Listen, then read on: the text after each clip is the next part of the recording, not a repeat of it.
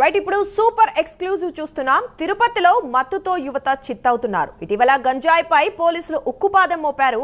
గంజాయి దొరక్కపోవడంతో కొంతమంది యువత నయా ప్లాన్ కు తెరలేపారు. మత్తు ఇంజెక్షన్లను యువత ఎంచుకుంటోంది. కొంతమంది యువత నేరుగా నరానికి మత్తు ఇంజెక్షన్ వేసుకుంటున్నారు.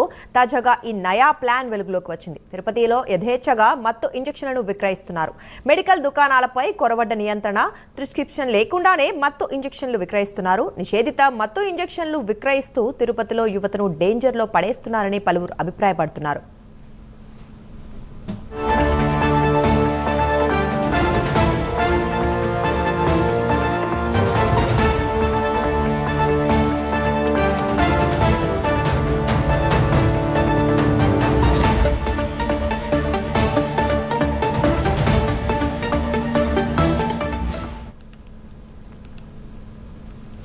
తిరుపతిలో మత్తులో యువత చిత్తవుతున్నారు. ఇటీవల గంజాయిపై పోలీసులు ఉక్కుపాదం మోపినా కూడా ఇది మాత్రం ఆపలేకపోతున్నారు. ఇంజెక్షన్ కూడా ఎంచుకుంటున్న సందర్భంగా అసలు నిజంగా తిరుపతిలో ఏం జరుగుతోందనే వివరాలు తెలియజేయడానికి ప్రస్తుతం మనతో పాటు లైవ్ లో ఉన్నారు రవివర్మ.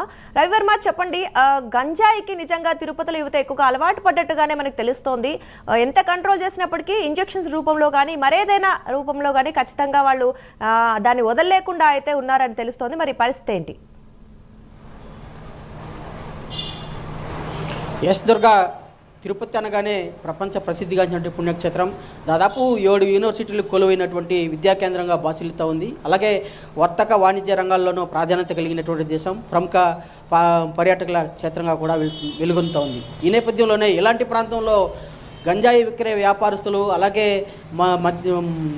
మత్తు పదార్థాల విక్రయ వ్యాపారస్తులు తిరుపతిని కేంద్రంగా చేసుకుంటున్నారు.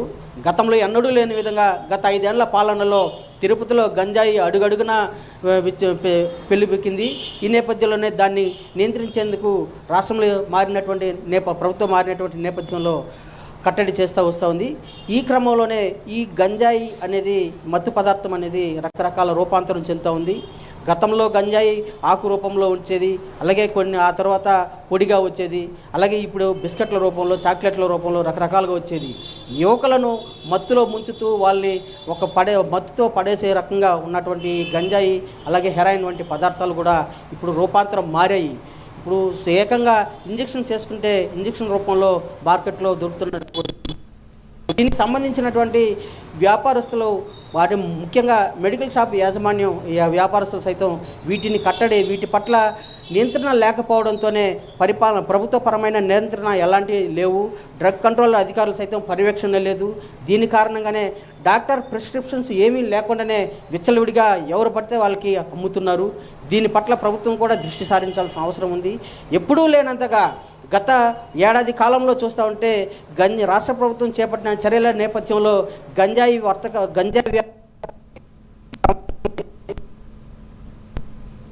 అంటే ఇంజక్షన్స్ అనగానే అత్యవసర పరిస్థితుల్లో ఉపయోగించేటువంటి మెడిసిన్స్ కాబట్టి ఎవరు కూడా దాన్ని అడ్డిషన్ చేయరు, ఎవరు కూడా దాన్ని గవ్వాలని ఐడెంటిఫై చేయని ఉద్దేశంతోనే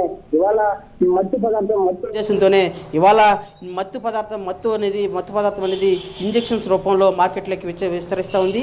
ఈ క్రమంలోనే మెడికల్ షాప్స్ యాజమాన్యం కూడా వీటి పట్ల ఆకర్షితులై, ముఖ్యంగా వ్యాపార దృక్పథంతోనే, అంటే ఎక్కువ ధరలకు విక్రయించవచ్చు అని చెప్పి భావనతోనే, ఆదాయం ఎక్కువ వస్తుందని చెప్పి భావించి మెడికల్ వ్యాపారస్తులు సైతం దాన్ని యథేచ్ఛగా విక్రయిస్తున్నారు.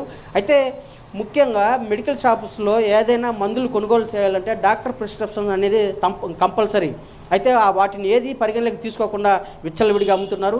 ఈ క్రమంలోనే యువత సైతం, మత్తుకు బానిసైనటువంటి యువత సైతం ఇవాళ గంజాయి ఇంజెక్షన్స్, మత్తు పదార్థాల ఇంజెక్షన్స్ విచ్చలవిడిగా వాడుతున్నారు. తిరుపతిలో యథేచ్ఛగా కాలంలో ఎక్కడ చూసినా ఇంజెక్షన్స్ పడి ఉన్నాయి.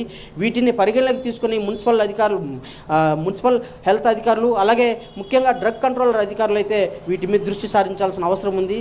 ప్రభుత్వం వీటి పట్ల గంజాయి నియంత్రణ పట్ల ఈగల్ టీంలను ఏర్పాటు చేసి ప్రత్యేకంగా చర్యలు చేపడతా ఉన్నా కూడా ఇవి రకరకాల రూపాంతరం చెందుతూ ఇవాళ ఇంజెక్షన్స్ రూపంలో మార్కెట్లోకి విస్తరించడంతో డ్రగ్స్ కంట్రోలింగ్ అధికారులు దీని పట్ల దృష్టి సారించాల్సిన అవసరం ఉంది.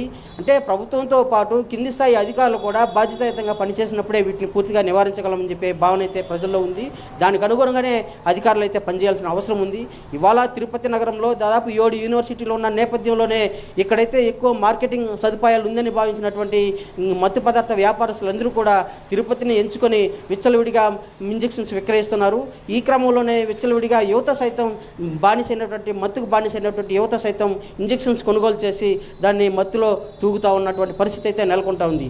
వీటి పట్ల పోలీస్ యంత్రాంగము అలాగే డ్రగ్ కంట్రోలింగ్ అధికారుల యంత్రాంగం సంయుక్తంగా దాడి చేసి కట్టడి చేయాల్సిన అవసరం అయితే ఉంది. పవిత్రమైనటువంటి పుణ్యక్షేత్రంలో ఇలాంటి పరిస్థితులు దాపరించడం పట్ల తిరుపతిలో ఏ ఇన్సిడెంట్ ప్రపంచవ్యాప్తంగా విస్తరిస్తుంది. దీన్ని దృష్టిలో పెట్టుకొని రాష్ట్ర ప్రభుత్వం దీనిపై ప్రత్యేక దృష్టి సారించాల్సిన అవసరం అయితే ఉంది. పోలీస్ యంత్రాంగము అలాగే డ్రగ్ కంట్రోలింగ్ అధికారులందరూ కూడా సంయుక్తంగా మెడికల్ షాపుల మీద దాడి చేసి ఎలాంటి డాక్టర్స్ ప్రిస్క్రిప్షన్స్ లేకుండానే మెడికల్స్ ఎవరికి ఇవ్వకూడదని చెప్పే నిబంధనలు కఠినంగా వ్యవహరించినట్లయితే చాలా వరకు కొంతవరకు కంట్రోల్ చేసే అవకాశం ఉంది. వాటి పట్ల నియంత్రణ లేకపోవడం వల్లనే ఇవాళ మార్కెట్లో విచ్చలవిడిగా డ్రగ్స్ ఇంజెక్షన్స్ దొరుకుతూ ఉన్నాయని చెప్పేసి ప్రజలు భావిస్తున్నారు.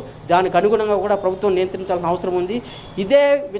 ఇలాంటి వాటి పట్ల నియంత్రణ లేకపోతే ప్రభుత్వం మరింత దయనీయ పరిస్థితి మారే అవకాశం ఉంది. యువత మరింత బానిసయ్యే అవకాశం ఉంది.